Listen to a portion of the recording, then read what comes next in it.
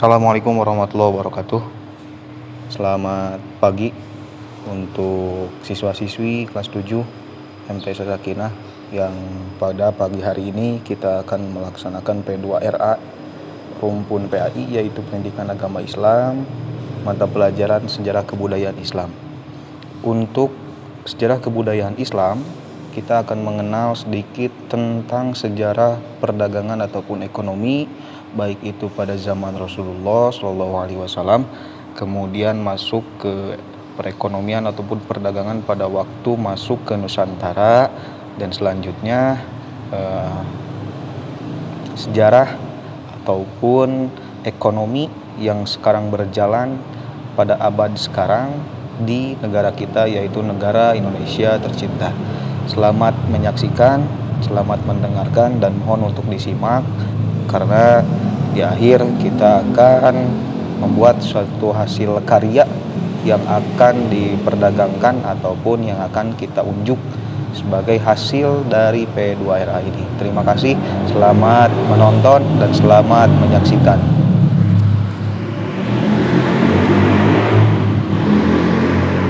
Dalam sejarah, Islam telah memainkan peran sentral dalam memimpin perdagangan global. Dari abad ke-7 hingga abad ke-17, peradaban Islam berkembang pesat, menciptakan jaringan perdagangan yang melintasi benua-benua dan menghasilkan kemakmuran yang luar biasa.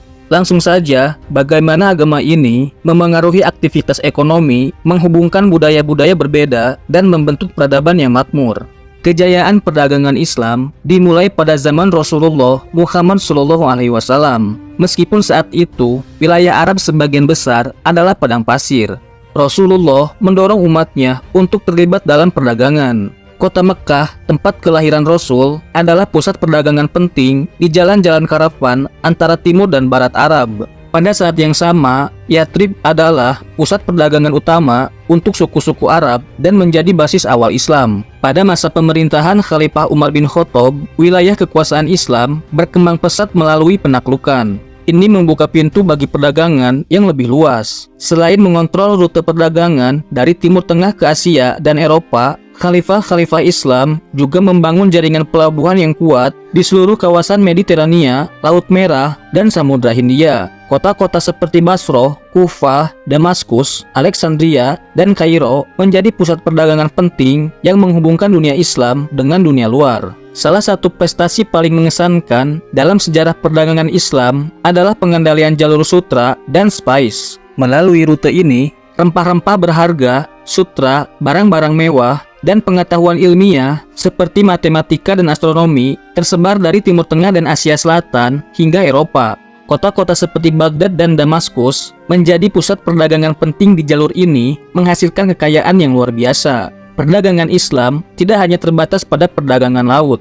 Karavan-karavan yang membawa barang-barang dari Afrika, Timur Tengah, dan Asia Selatan juga memainkan peran penting. Kota-kota seperti Marrakech di Maroko dan Timbuktu di Mali menjadi pusat perdagangan yang makmur. Sistem perbankan Islam juga berkembang dalam perdagangan dengan ditemukannya instrumen-instrumen keuangan seperti sukuk dan sistem perbankan yang bebas dari riba. Hal ini menciptakan stabilitas dalam perdagangan dan investasi. Selain membawa barang-barang fisik, perdagangan Islam juga membawa ilmu pengetahuan dan kebudayaan dari satu wilayah ke wilayah lain. Selama abad pertengahan Islam, kota-kota seperti Baghdad, Cordoba, dan Timbuktu menjadi pusat-pusat keilmuan yang menarik para cendekiawan, penulis, dan ilmuwan dari berbagai budaya. Karya-karya klasik Yunani dan Romawi, serta penemuan dari Timur Tengah seperti numerasi Arab, ilmu kedokteran dan aljabar, disalin, diterjemahkan, dan dikembangkan di dunia Islam. Bahasa Arab menjadi bahasa perdagangan yang dominan di dunia Islam. Dalam kejayaannya, bahasa Arab digunakan di berbagai wilayah sebagai bahasa perdagangan dan komunikasi antara berbagai kelompok etnis dan budaya. Ini memfasilitasi pertukaran budaya dan ide di seluruh wilayah Islam. Kejayaan Islam dalam perdagangan juga tercermin dalam inovasi dalam praktik perdagangan dan keuangan. Konsep seperti hawala,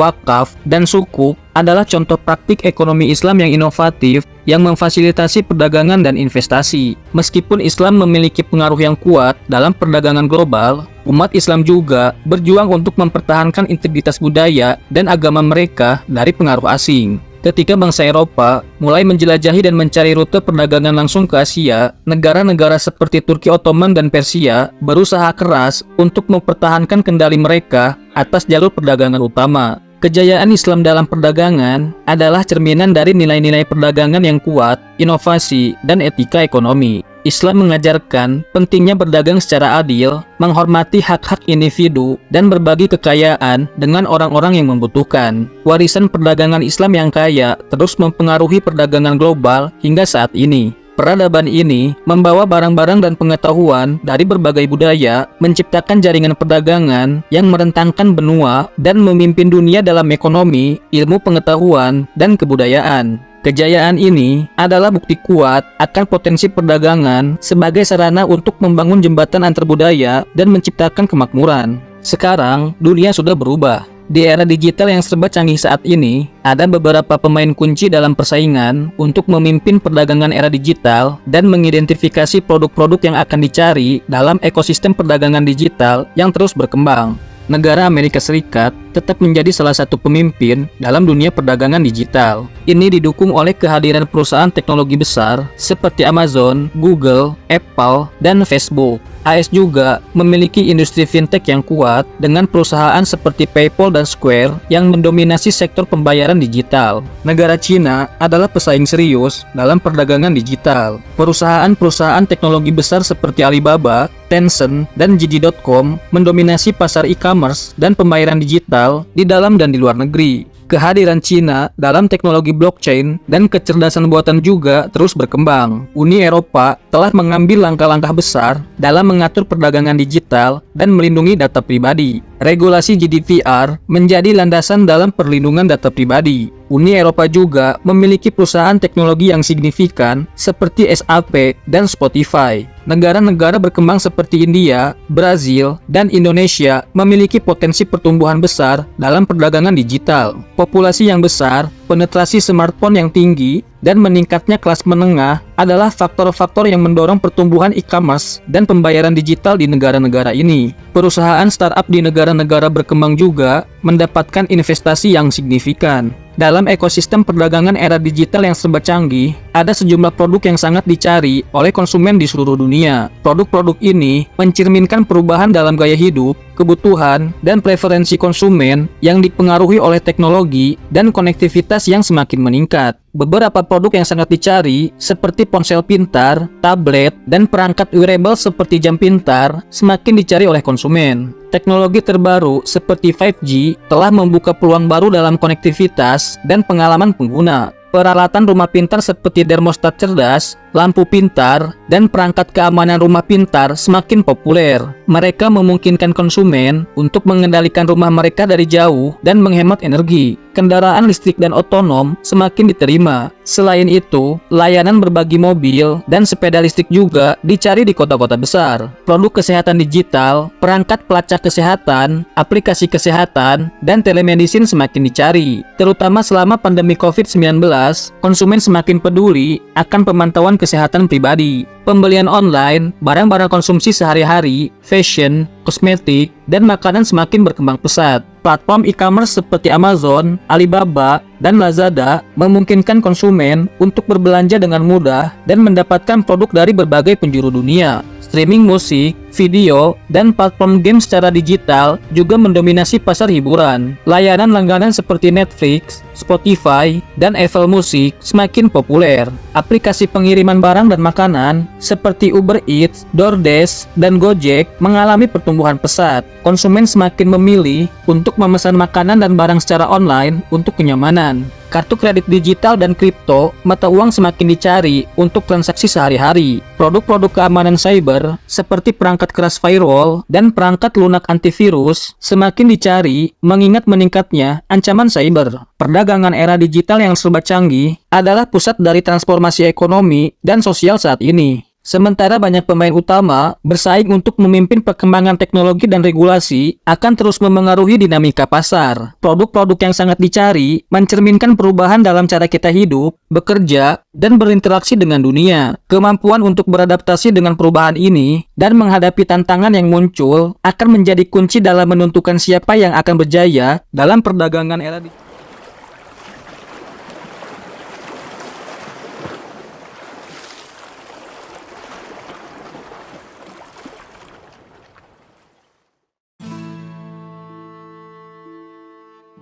Ini adalah cerita tentang Indonesia di masa dahulu kala yang dikenal dengan nama Nusantara.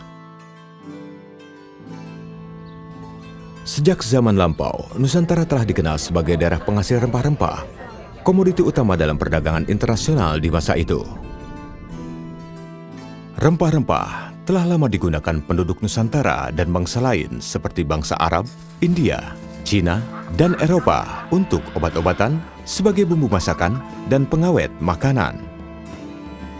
Wilayah penghasil rempah di Nusantara dapat dibagi dalam dua daerah produksi. Daerah pertama adalah di bagian timur, yaitu Kepulauan Maluku dan Kepulauan Banda, yang menghasilkan cengkeh dan pala. Sementara di wilayah barat, yang terdiri atas Pulau Sumatera, Jawa, dan Kalimantan sebagai daerah penghasil lada. Emporium atau pusat perdagangan terbesar pada masa itu adalah Malaka. Kota ini menjadi tempat bertemunya berbagai pedagang Nusantara seperti Banten, Makassar, Banda, dan Ternate. Emporium tersebut terintegrasi dengan jalur perdagangan Asia. Para pedagang dari Cina, Arab, dan India membawa komoditas tekstil dan porselen. Tingginya harga rempah di pasar dunia mendorong bangsa Eropa untuk membeli komoditas itu langsung dari daerah asalnya. Penjelajah Eropa menemukan jalur ke Nusantara dengan memutari Afrika melalui Tanjung Harapan. Bangsa Eropa yang pertama di Nusantara adalah Portugis pada tahun 1510. Tahun 1511 dipimpin Alfonso de Albuquerque. Portugis kemudian menaklukkan Malaka dan memonopoli perdagangan di sana. Para pedagang tidak lagi bisa berdagang bebas. Mereka pun akhirnya pindah ke pelabuhan dagang lain. Salah satunya adalah Aceh yang terletak di ujung Pulau Sumatera. Dalam catatan VOC, Aceh dikatakan sebagai kota terbuka dengan jalan lebar yang berawal dari pintu masuk kota hingga menuju langsung ke istana para raja. Di timur Nusantara, pusat perdagangan terletak di Pelabuhan Makassar. Awal abad ke-17 merupakan masa kejayaan bagi wilayah ini. Di pesisir Jawa, Banten menjadi pusat perdagangan lada dan berkembang menjadi kota pelabuhan besar. Wilayah ini disinggahi oleh para pedagang dari Jawa, Arab, dan Cina. Tak hanya memproduksi sendiri, Banten juga menerima lada dari wilayah Bengkulu dan Palembang. Hingga abad ke-19 tercatat 135 daerah penghasil lada untuk Banten. Pada tahun 1596, 4 kapal ekspedisi dari Belanda yang dipimpin oleh Cornelis de Houtman tiba di Pelabuhan Banten. Kedatangan de Houtman ke Nusantara diikuti oleh perusahaan dagang lainnya asal Belanda. Guna mencegah persaingan tidak sehat, pemerintah Belanda kemudian mendirikan VOC pada tahun 1602.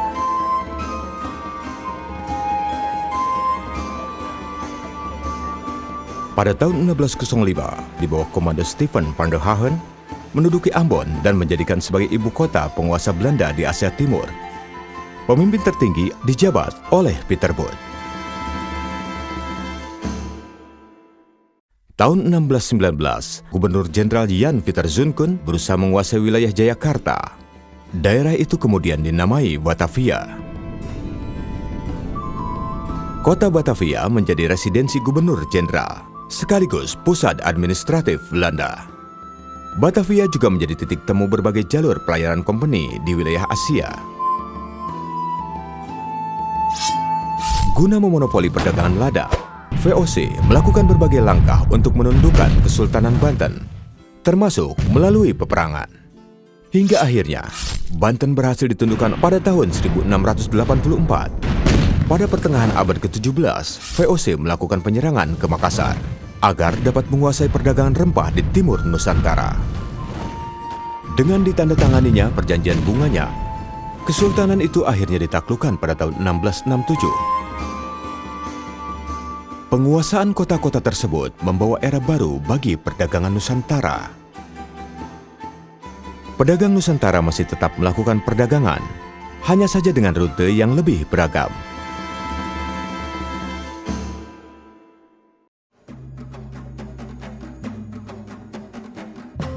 Perjalanan rempah-rempah Nusantara membawa kisah kejayaan maritim yang berkelindan dengan kesuraman kolonialisme.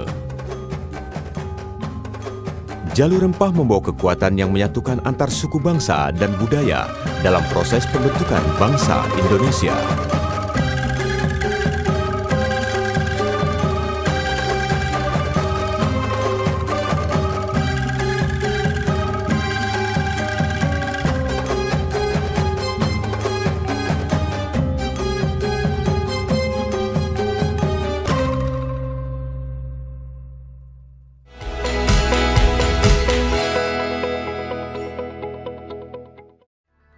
Hai semua, ketemu lagi sama aku Luna. Selamat datang di channel Ngomongin Uang. Di video kali ini aku mau cerita tentang satu elemen dalam ekonomi kita yang punya jasa luar biasa besar dalam perekonomian nasional. Gara-gara elemen ekonomi inilah, negara Indonesia bisa tahan banting terhadap berbagai guncangan dan juga krisis ekonomi selama puluhan tahun. Kalau bukan gara-gara mereka, mungkin ekonomi negara kita udah kolaps di tahun 98 atau 2008. Kayak banyak negara lain yang jatuh miskin gara-gara krisis ekonomi dan hiperinflasi. Dan berkat elemen ekonomi ini juga, Indonesia tuh bisa berbangga jadi salah satu anggota G20 yang terdiri dari negara-negara dengan ekonomi terkuat di dunia. Wah, apa sih elemen ekonomi yang berjasa besar banget ini?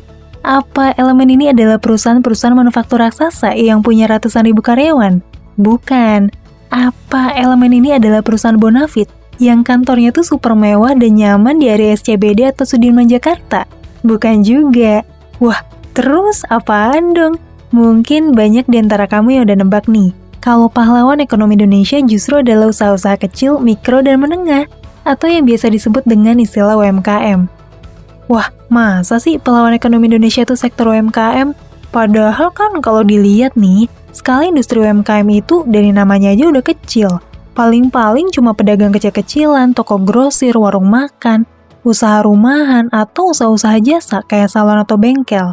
Yap, walaupun mungkin yang lebih kelihatan wah di sekitar kita adalah industri manufaktur skala besar, atau perusahaan-perusahaan yang berkantor di gedung tinggi dan mewah, tapi kalau misalnya kita lihat dari data GDP nasional, justru usaha-usaha kecil inilah yang punya peranan luar biasa buat perputaran ekonomi di berbagai daerah, dari Sabang sampai Merauke. Kalau misalnya kita lihat nih dari indikator pertumbuhan ekonomi nasional yang biasa disebut dengan PDB atau GDP, coba tebak berapa persen sih kontribusi dari usaha skala kecil, mikro, dan menengah? Apa 20%, 30%, atau jangan-jangan 40% ya? Bukan. Ternyata sektor UMKM nyumbang sampai 62% dari pertumbuhan ekonomi nasional kita dengan nilai sekitar 8.500 triliun rupiah. Kontribusi sektor UMKM buat negara ini emang luar biasa besar, bahkan jauh lebih tinggi daripada gabungan industri-industri manufaktur skala raksasa yang nama perusahaannya tuh sering kita dengar selama ini. Makanya kalau keluarga kamu punya usaha kecil, atau mungkin kamu lagi bangun usaha kecil, jangan pernah ngerasa minder atau berkecil hati ya. Jangan sampai kamu yang bergelut di industri kecil dan menengah, terus jadi ngerasa kalah saing gitu dibanding mereka yang kerja di perusahaan besar. Karena faktanya justru keberadaan UMKM yang sangat beragam dan bervariasi inilah yang bikin negara kita punya pertahanan ekonomi yang kuat dan selalu bisa bangkit dari krisis. Mungkin di antara kamu ada yang masih ingat nih krisis moneter Asia yang terjadi di tahun 97 sampai 98, di mana nilai tukar rupiah anjlok terhadap dolar dari yang tadinya Rp2.500 per dolar tiba-tiba jadi Rp16.000 per dolar. Gara-gara itu banyak perusahaan besar Indonesia yang jatuh bangkrut. Bahkan lebih dari 50 bank di Indonesia terpaksa gulung tikar karena kena dampak krisis moneter yang sangat mengerikan. Akibatnya apa? Banyak banget karyawan yang kena PHK dan angka pengangguran Indonesia nambah sekitar 9,8 juta orang pasca krisis 98. Tapi gimana caranya Indonesia bisa bangkit dari krisis itu? Siapa lagi kalau bukan sektor UMKM? Di saat bisnis besar banyak ngegantungin usahanya sama nilai tukar rupiah, sektor UMKM yang beragam ini jadi benteng pertahanan yang kokoh banget. UMKM lah yang mampu ngelakuin upaya mandiri buat ngegeser ketergantungan bahan baku impor jadi bahan baku dalam negeri. Mereka lah yang bisa dapetin bahan baku pengganti dengan harga grosir buat didistribusin ke seluruh pelosok negeri. Jadi, masyarakat tuh bisa tetap dapetin bahan kebutuhan pokok. Di sisi lain, saat perusahaan besar banyak yang kolaps dan karyawannya kena PHK, keanekaragaman dari sektor UMKM lah yang selalu bisa nyerap tenaga kerja dan ngurangin angka pengangguran di saat krisis. Bisa dibilang Indonesia tuh beruntung banget, karena masyarakat akar rumput bisa berdikari dan mandiri secara ekonomi, karena sebetulnya nggak semua negara punya keistimewaan ini. Contohnya negara Venezuela, yang terlalu ngegantungin pertumbuhan ekonomi nasionalnya kepada produksi minyak bumi. Makanya nggak heran nih, pas harga minyak bumi ngalamin penurunan di tahun 2014 sampai 2015, seluruh negara Venezuela ngalamin krisis ekonomi yang berkepanjangan, bahkan sampai sekarang. Sektor UMKM yang sangat beragam di Indonesia jadi sebuah benteng ekonomi yang mampu memperkerjakan 117 juta orang atau 97% dari tenaga kerja Indonesia dengan kemampuan dan kapabilitas yang beraneka ragam. Ada yang jago masak, ada yang jago dagang, ada yang jago ngejahit, ada juga yang jago produksi barang kerajinan. Semua keberagaman itulah yang bikin ekonomi kita kuat. Lebih kuat dari negara yang cuma ngegantungin ekonominya di satu atau dua sektor industri aja. Selain itu, UMKM inilah yang sanggup memberdayakan masyarakat dari berbagai kalangan, termasuk nampung tenaga kerja yang berpendidikan rendah. Jadi, semua lapisan masyarakat bisa berkesempatan buat berkarya dan juga berpenghasilan. Sayangnya dengan peran sepenting itu, kehidupan para pelaku UMKM juga sama sekali nggak gampang dan penuh perjuangan. Mulai dari kesulitan nyari modal, beban bunga kredit yang tinggi, kepengurusan izin usaha yang cukup ribet, belum lagi konflik dalam praktek bisnis, ditipu partner atau karyawan sendiri, yang seringkali itu bikin usaha malah berantakan. Ditambah masalah teknis dalam eksekusi bisnis, pemasukan arus kas yang gak stabil, kadang laku, kadang sepi, atau masalah stok barang yang makin numpuk dan bikin catatan stok jadi gak karuan. Belum lagi utang-utangan ke vendor atau toko supplier, yang bikin arus keuangan UMKM jadi makin gak menentu. Terlepas dari perannya yang luar biasa penting, para pelaku UMKM yang bisa sukses ngejalanin bisnisnya secara berkelanjutan tuh dikit banget. Diperkirain lebih dari 90% bisnis UMKM ngalamin kegagalan di tahun-tahun pertamanya.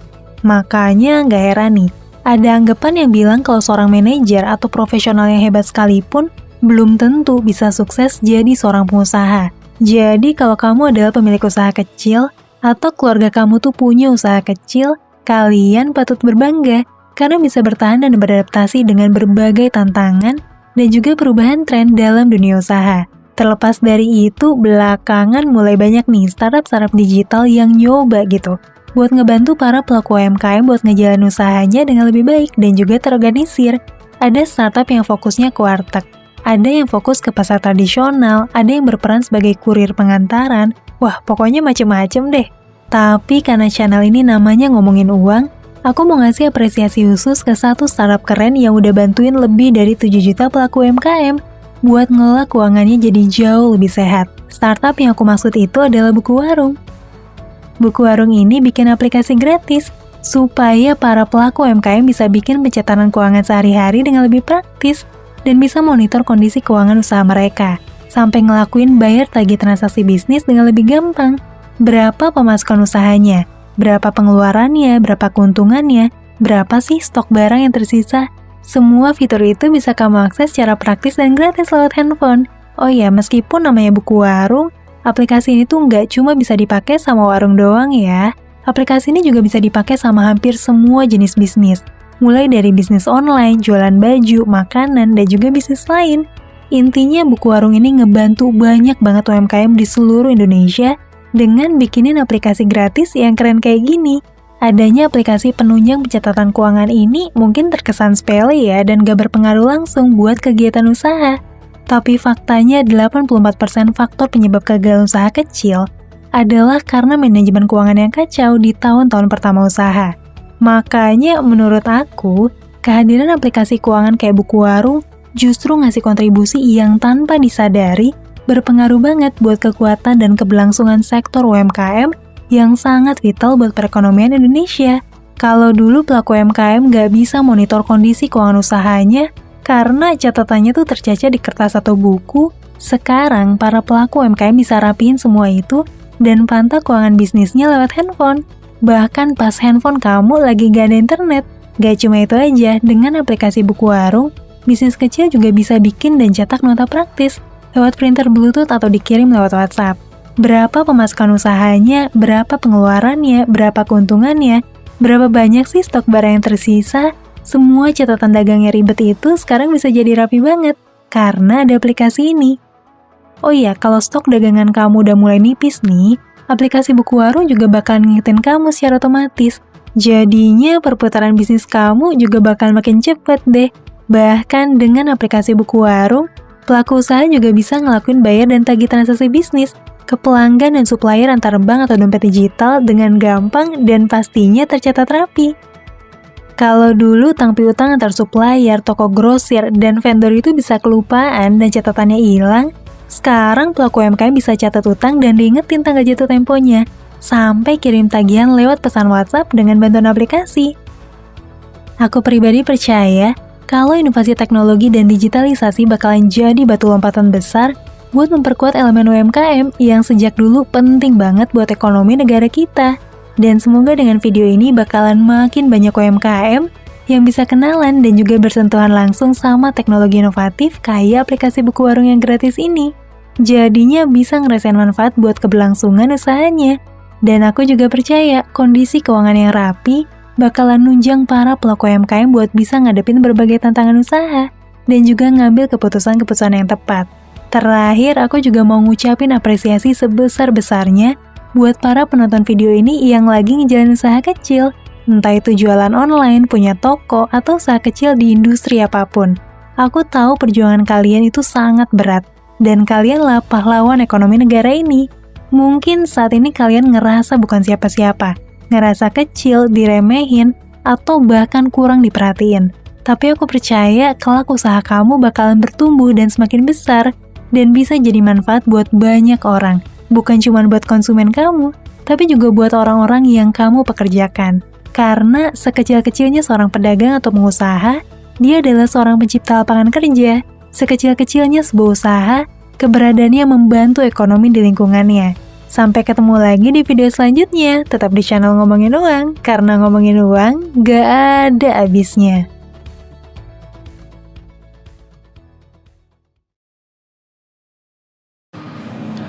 Sekian, itu tadi tentang sejarah perdagangan ataupun perekonomian dari masa ke masa, baik itu dari masa ataupun zaman Rasulullah, kemudian pada waktu ataupun pada masa zaman masuknya ke Nusantara, dan perekonomian ataupun perdagangan yang menjadi sentral yang ada di Indonesia pada waktu ataupun pada zaman sekarang. Semoga bermanfaat dan semoga ada ilmu yang kita dapatkan. Setelah itu kita akan melaksanakan P2RA ataupun unjuk kerja dari hasil P2RA ini pada waktu Senin. Jadi silahkan untuk membuat hasil karya yang bisa bernilai ekonomis. Terima kasih dan dicukupkan sekian. Wassalamualaikum warahmatullahi wabarakatuh.